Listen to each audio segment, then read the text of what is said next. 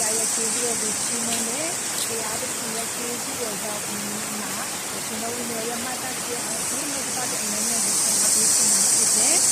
ယောရှိမစာအခန်းကြီး7ရဲ့အငယ်7မှာတော့ပြောထားလို့ဆိုရင်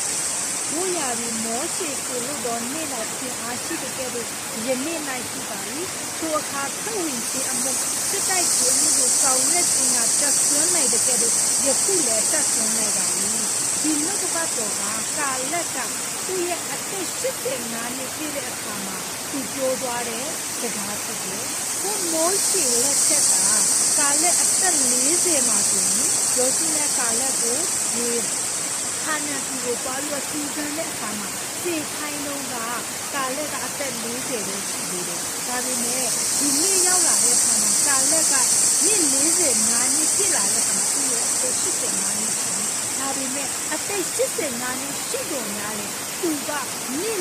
40ဒုကလိုမျိုးငယ်ရွယ်တို့ပဲတန်မာတို့ပဲစိတ်အားကြီးတို့ပဲဆိုတာကိုကျွန်တော်တို့မြင်တွေ့ရတာဖြစ်တယ်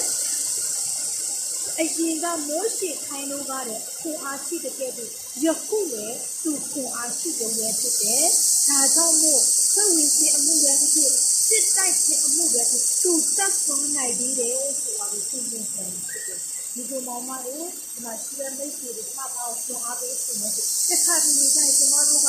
အသက်ငယ်ငယ်လေးပဲရှိသေးတယ်။ကျမတို့ကအသက်20လောက်ပဲရှိသေးတယ်။ဒါပေမဲ့ကျမတို့ရဲ့ spirit ကကျမတို့ရဲ့သွားနဲ့လမ်းဆောင်ကမောပန်းနေတဲ့အားအီတွေနဲ့ပြည့်နေနေတဲ့ပါလက်တော်85နှစ်တော့ဒီသက်ဆုံးနဲ့တော့ဝန်ခံနိုင်သေးတာလေ။ကျမတို့ကငယ်တဲ့အချိန်မှာဖရားအသက်ကိုပို့လို့လုံနိုင်တဲ့ capacity ကိုပြောင်းနေတယ်။ဒါပေမဲ့တော်များများသောလူတွေကအသက်ငယ်ငယ်လူကြတာနဲ့အသက်60ကိုယောဂလို့ခံစားနေရပြီးတော့ဘာမှမလုပ်နိုင်တော့ဘူး။ငါအသက်ကြီးပါပြီ။တရားနိုင်ရင်တော့ဘာမှမတတ်ဘူးနိုင်တော့ဘူး။ပြောနေတဲ့လူတွေအများကြီးရှိတယ်။ဒီမှာဒီအရာလေးတော့ဆွအားပေးခြင်း။ကာလက်ကအသက်25နှစ်ပို့တယ်။ကာလက်ကဒီကာလမှာ85နှစ်တော့ရှိတယ်။ဒါပေမဲ့ကိုအနည်း40တို့ကလည်းလုံဆောင်ခဲ့တဲ့အရာကိုသူလုံနိုင်သေးတယ်ဆိုတော့သူရဲ့ passion spirit ကစိတ်အားကြီးသူစိတ်ကဒီတစ်ထဲမှာပဲရှိနေတယ်ဆိုတော့အဲတော့မအားသေးဘူးလေကျမတို့ဒီကာလမှာဘယ်လိုပဲလှုပ်ဆောင်နေရပြီကျမတို့ရဲ့အသက်အရွယ်ကကျမတို့ကိုဘယ်လိုပဲဆွဲဖို့ပြီးတော့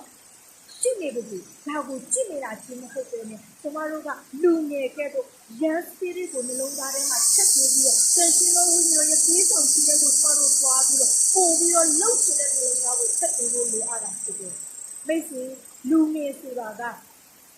ငယ်ရွယ်တဲ့အချိန်မှာစာရဏအရန်တောက်တာဖြစ်။ဘာကြောင့်လဲဆိုငယ်ရွယ်တဲ့သူကအရန်ဖန်ဆင်းရှိလို့ဖြစ်တယ်။အရန်စိတ်အားကြီးတာဖြစ်တယ်။အရန်စူးစမ်းရှိတာဖြစ်တယ်။သူရဲ့စူးစမ်းသမျှကိုအောင်မြင်ဖို့ဘုရားရဲ့နိုင်ငံတော်တဲ့စိတ်အားကြီးတာလှုပ်ဆောင်တဲ့အခါမှာအောင်မြင်သွားမှာကိုစာရဏအရန်ဆိုးနေတာဖြစ်တယ်။ဒါကြောင့်မို့အားပေးခြင်းတယ်။ကျမတို့ငယ်ရွယ်တဲ့အချိန်မှာဘုရားရဲ့နိုင်ငံတော်အတွက်ကိုပို့ပြီးတော့စိတ်အားကြီးတာလှုပ်ဆောင်ဖို့အရန်လိုအပ်တာဖြစ်တယ်။စာရဏကကျမတို့ကိုဒီပေါင်းမျိုးစုံနဲ့ကိုယ်ထပ်စေပေါ်လာတယ်ကျမတို့ရဲ့အချင်းမှာရှိနေတဲ့ spirit ကငြိမ်နေတဲ့ spirit တကယ်ကိုစူးစမ်းနေတဲ့ spirit တကယ်ကိုတက်ဆုံးအောင်တက်ဆုံးနိုင်ခြင်းပေါ်မှာလုံနိုင်တဲ့ spirit ကိုဆက်ပြီးလို့အရင်ကကြီးတာဖြစ်တယ်။ဒါကြောင့်မို့ဒီကာလမှာအားပေးခြင်းနဲ့ကျမတို့ကဘာ